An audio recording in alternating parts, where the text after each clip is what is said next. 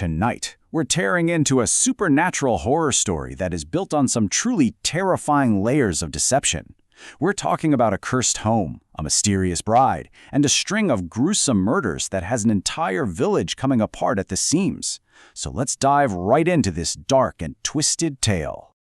Oh God, a ghost. Brother, a ghost. This is the scream that kicks everything off. It's the sound of pure terror, and it comes from the village milkman. He's the first one to see that something is deeply, deeply wrong at the old abandoned house, and the first sign that an old horror is back. So, where does a story like this even begin? Well, it starts with what looks like a simple act of kindness. The stage is set with our three main players, a man named Raja, his new eerily silent bride, and the cursed home that's about to become the center of our whole story.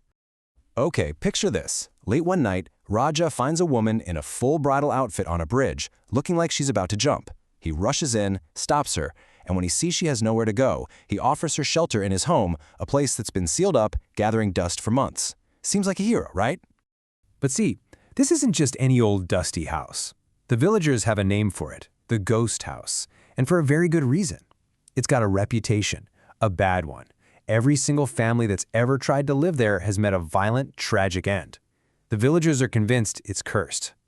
And if you're wondering just how cursed we're talking, the village head lays it all out. Just look at what happened to the last family that lived there. First, the parents just disappeared, vanished.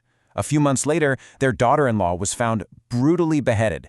And then, soon after that, they find the son's burned corpse. After that, nobody dared to go near the place. Until now. And just like the villagers were afraid of, the moment someone moves back into the house, the violence starts all over again. The fear in the village starts to build into absolute terror, because it feels like history is repeating itself in the most gruesome way imaginable. And just like that, people start dying. Not one, but two villagers are found murdered, and they're both killed in the exact same horrifying way. They've been beheaded, and their heads are just gone. The village is completely plunged into chaos and fear. And get this, look who the victims are. First, Gopi, the milkman. You remember him, right? He's the guy who first screamed about seeing a ghost at the house. And the second victim, Ajay, a local policeman who had just started investigating Gopi's death and had gone to the house to question this new bride. For the villagers, the math is pretty simple. The murders only started right after this mysterious veiled woman showed up. They're totally convinced the ghost is back, and this silent bride is either its next victim or, and this is way worse, she's the evil thing itself. But just when you think you've got this figured out, it's a straightforward ghost story, bam! The whole script gets flipped. Inside that house, a confrontation is about to go down, and the first layer of this whole deception is about to get ripped away. Cornered and furious, the veiled bride finally speaks. The veil comes off, and the truth is just stunning. This bride reveals, "My name is Lakhan. I am a thief. Not a woman, not a victim, a male criminal." So this is the first big twist. The entire village, and let's be honest, us too, we all thought this was a story about a vulnerable woman in danger. But the reality, it was a male thief in disguise who was just looking for an easy house to rob and ended up in a place with nothing to steal.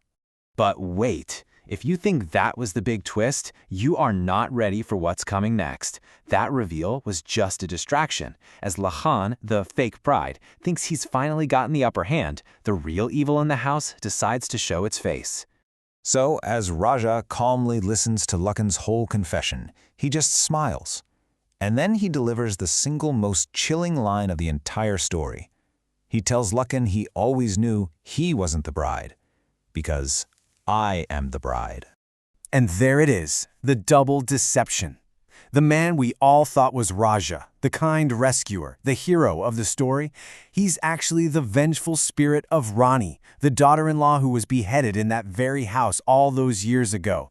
He isn't the master of the house, he is the ghost.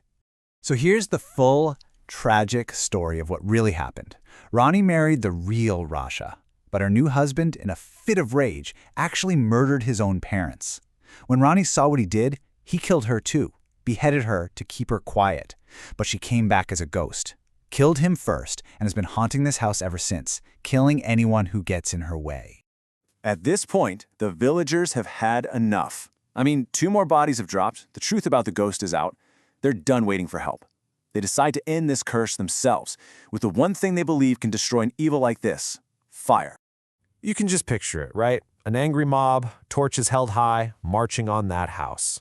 They surround it, shouting, determined. They set the building ablaze, engulfing the whole cursed place in flames, believing that fire will finally purge the spirit of Rani and make their village safe again. So, the house is burned to the ground. It's nothing but ash. The villagers think their nightmare is finally over. But that leaves us with one last, really chilling question. Sure, they destroyed the house, but can you really kill a ghost with fire? Or did they just let it out?